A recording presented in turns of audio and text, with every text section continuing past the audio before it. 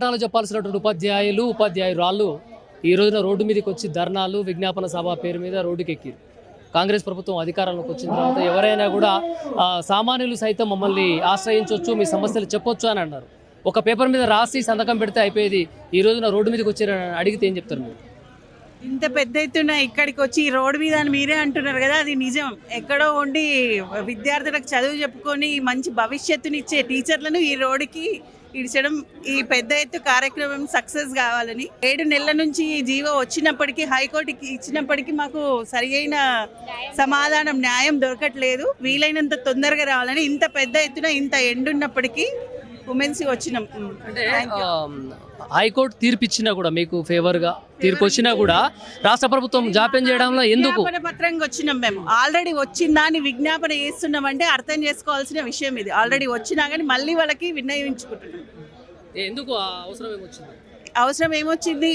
వచ్చి 7 నెలలు అయినప్పటికీ మేము 2003 డిఎస్సి వాళ్ళమని పేరు పెట్టినప్పటికీ 2003లో ఉండే పెన్షన్ మాత్రం మాకు ఇవ్వట్లేదు. మళ్ళీ సిపిఎస్ కిందకి ఓపీఎస్గా మార్చాలని ఈ పెద్ద ఎత్తున ఇక్కడికి రావడం. అంటే పాత పెన్షన్ విధానానికి కొత్త పెన్షన్ విధానానికి తేడా ఏంటి?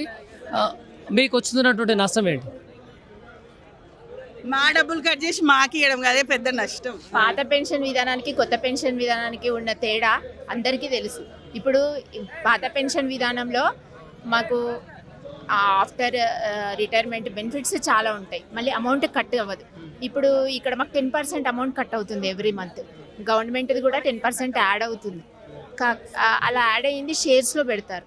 సో అది ఇప్పటి వరకు కొంతమందికి అసలు ఏం యూజ్ లేదు. అంటే చనిపోయిన వాళ్ళకి ఎలాంటి యూజ్ అవ్వట్లేదు అనమాట. వాళ్ళు చాలా రోడ్డున పడాల్సిన పరిస్థితి వచ్చింది. వాళ్ళని చూసిన తర్వాత మాకు ఇంకా భయం వేసింది. అంటే తర్వాత రిటైర్మెంట్ తర్వాత మా పరిస్థితి ఏంటి అనే భయంలో మేము పడిపోయినాం.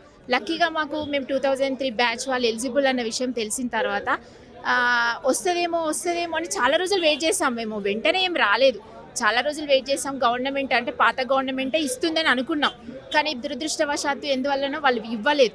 కొత్త గవర్నమెంట్ అయినా ఇస్తుంది అనుకున్నాము. గడిచి ఇప్పుడు 6 మంత్స్ అవుతుంది. మళ్ళీ సుప్రీంకోర్టు తీర్పు వచ్చి కూడా ఎలాంటి మాకు పాజిటివ్గా రెస్పాన్స్ రాలేదు. కాబట్టి మేము జస్ట్ రిక్వెస్ట్ అంతే, ఇది నిరసన కాదు, రిక్వెస్ట్. సార్ మేము ఎలిజిబుల్, సో మాకు ఇవ్వండి. ఇప్పుడు మేము పెన్షన్ తీసుకునే ఏజ్కి దగ్గరకు వస్తున్నామండి. మేము 2003 బ్యాచ్, దాదాపు మాది 20 years దాకా అవుతుంది సర్వీస్. అయినా మేము ఇంకా సిపిఎస్లోనే కొనసాగుతున్నాం. చాలా నష్టపోతున్నాం, మాకు 10% కట్ అవుతుంది. సో అది రిక్వెస్ట్ చేయడానికి మాత్రమే. మాకు కూడా పిల్లల దగ్గర ఉండడం, నీటి పట్టున ఉండడమే ఇష్టం. ఈ ఎండలో రావాల్సిన అవసరం లేదు. జస్ట్ ఇది రిక్వెస్ట్గా మాత్రమే. గవర్నమెంట్ని మేము ఒకసారి రిక్వెస్ట్ చేస్తున్నాం సార్. మాకు గవర్నమెంట్కి రిక్వెస్ట్ అనేది ఇంత ఎండలుగా అంత టెంట్ వేసుకొని చేయరుగా మేడం. విజ్ఞాపన సభ అంటే మీరు ఇలా ప్రభుత్వానికి తెలియజేయాలనేది మీ ఇంటెన్షన్. మేము అంటే అన్ని రకాలుగా గవర్నమెంట్కి 6 months నుంచి వెళ్తూ ఉంది. ఒకసారి ఇలా పెద్ద ఎత్తున చేస్తే వాళ్ళ దృష్టిని అంటే సీఎం వరకు వెళ్తుంది అనే ఆలోచన అంతే సార్. అంటే ఇంతమంది ఎదురు చూస్తున్నారని ఆయనకు ఎన్నో పనులు ఉంటాయి, మా ఒక్కరి పనే ఉండదు కదా.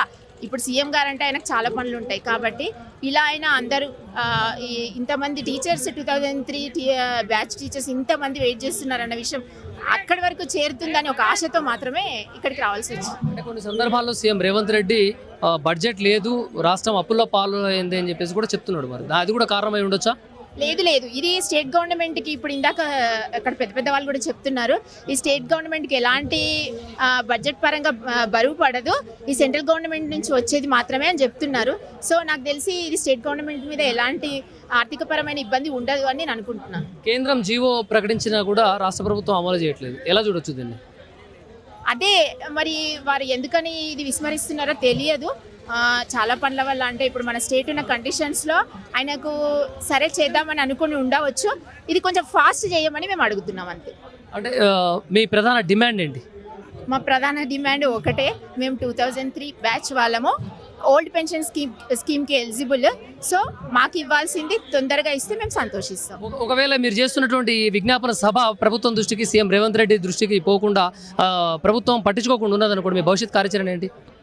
భవిష్యత్ కార్యాచరణ అనేది ఇంకా పెద్ద ఎత్తున సంఖ్య వచ్చి మళ్ళీ మేము రిక్వెస్ట్ చేస్తాం. అయినా అవ్వకపోతే ఇంకా యూనియన్స్ వీళ్ళు ఉన్నారు కదా, జాక్ వాళ్ళు కార్యాచరణ ప్రకటిస్తే మేము అనుసరిస్తాం. అంటే ఈ రోజున ఉన్నటువంటి ఉపాధ్యాయులు మాత్రమే అటెండ్ అయ్యారా, లేకుంటే మిగిలిన వేరే ప్రభుత్వ ఉద్యోగులు వేరే విభాగాలకు చెందినటువంటి వాళ్ళు కూడా హాజరైనటువంటి ఏమన్నా పరిస్థితి ఉందా? ప్రస్తుతం అయితే ఇక్కడ గవర్నమెంట్ టీచర్సే ఎక్కువగా కనిపిస్తున్నారు. నాకు తెలిసి వేరే డిపార్ట్మెంట్ వాళ్ళు ఎవరు రాలేదు.